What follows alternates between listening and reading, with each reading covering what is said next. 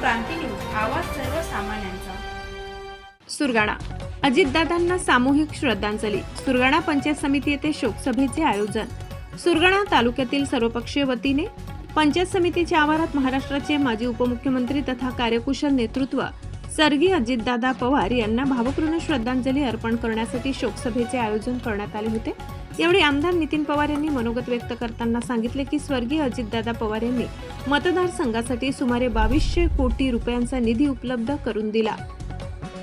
सुरगाणा तालुक्याच्या शेती, आरोग्य, सिंचन विकासाचे स्वप्न अपुरे राहिले याचे दुःख असल्याचे त्यांनी सांगितले। ग्रामीण भागातील गोरगरीब, दलित, शोषितांच्या विकासासाठी झटणारा कामाचा नेता काळाच्या पडद्याआड गेला, अशा शब्दात त्यांनी श्रद्धांजली वाहिली। माजी आमदार जे.पी. गावित यांनी महाराष्ट्राने कार्यकुशल, स्पष्ट वक्ते आणि जे बोलते ते करून दाखविणारा नेता गमावल्याची भावना व्यक्त केली। हे नुकसान कधीही भरून न निघणारे असल्याचे त्यांनी सांगितले।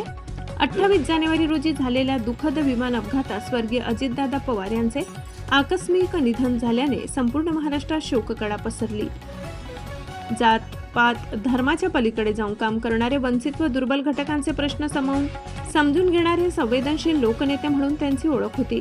या शोकसभेत श्रद्धांजली अर्पण करताना अनेक मान्यवरांच्या डोळ्यात अश्रू तरळले।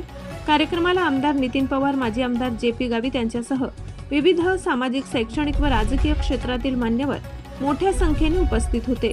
कार्यक्रमाचे सूत्रसंचालन शिक्षक रतन चौधरी यांनी केले।